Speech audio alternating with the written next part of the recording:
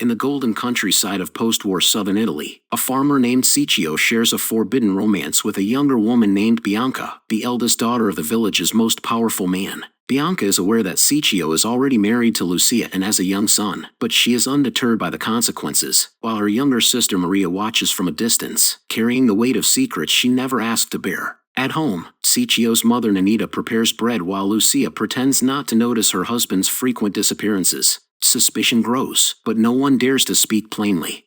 Bianca and Maria later returns to the olive farm where their powerful father Cumpa watches over his workers. While everyone is having a break, Cumpa approaches a young worker and tells her that she can go rest in the barn. Moments later, he follows her, and there, the obnoxious boss forces himself to the young worker. Maria sees them, but she just runs away without telling anyone. On his walk home, Ciccio is confronted by his former lover Linda, who is very angry at his neglect. He later greets his son, and it is very evident how much he loves him. While eating lunch, Ciccio confesses to his mother his desire to leave the village and follow his brother Antonio, who had once fled in search of a different life. Antonio no longer writes, but Nanita insists he has not forgotten them. Later that evening, Ciccio joins his friend Vincenzo at a local tavern, where they witness Don Luigi, a wealthy and ruthless landowner, purchasing olives from a desperate farmer at a cruelly low price. Unable to watch silently, Ciccio intervenes and offers to pay a fair rate. His bold defiance humiliates Don Luigi, who walks away with a smirk but registers Ciccio as a threat.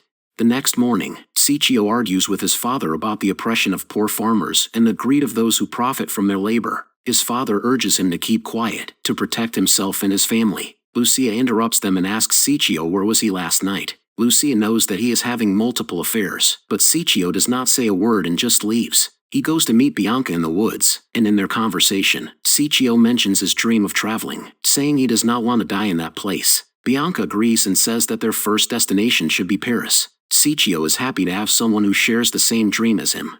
Meanwhile, Don Luigi voices his concerns to Cumpa, who, determined to protect his family's authority, promises to punish rebellious workers and vows to deal with Ciccio personally. On the other hand, Vincenzo warns Ciccio of the consequence if Cumpa finds out about his affair to his daughter. The concerned friend asks him to leave Bianca already since he got lots of women anyways. Ciccio says he can't because Bianca is special and he loves her.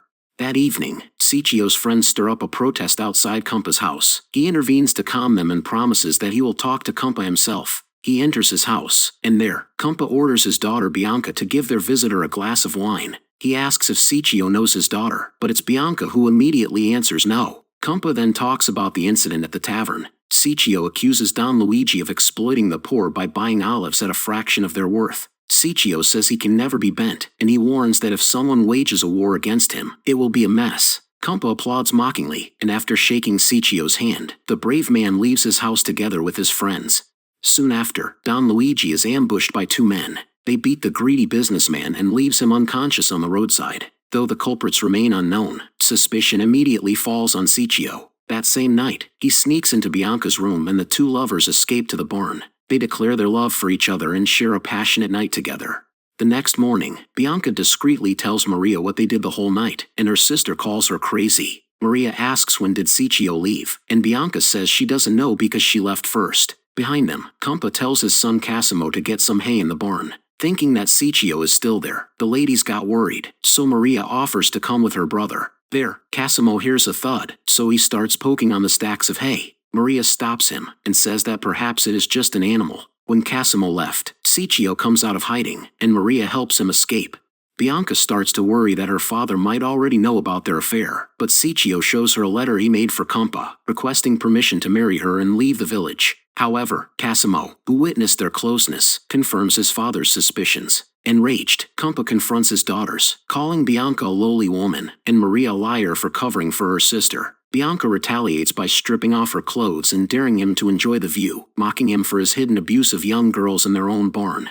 The following day, Ciccio delivers the letter personally to Cumpa, but Cumpa says he cannot read it. Before Ciccio can read it for him, Cumpa stops him and invites him for a walk. Ciccio notices the damp soil beneath their feet, despite the blazing sun. Without warning, Cumpa strikes Ciccio with the shovel and mutilates him. He then displays his lifeless body in the middle of the town for others to find. The village grieves, especially his mother and wife. Bianca breaks down after hearing the news, and she no longer considers Cumpa as her father. The farmers, who once looked to Ciccio for hope, now mourn the death of the only man who dared to speak for them.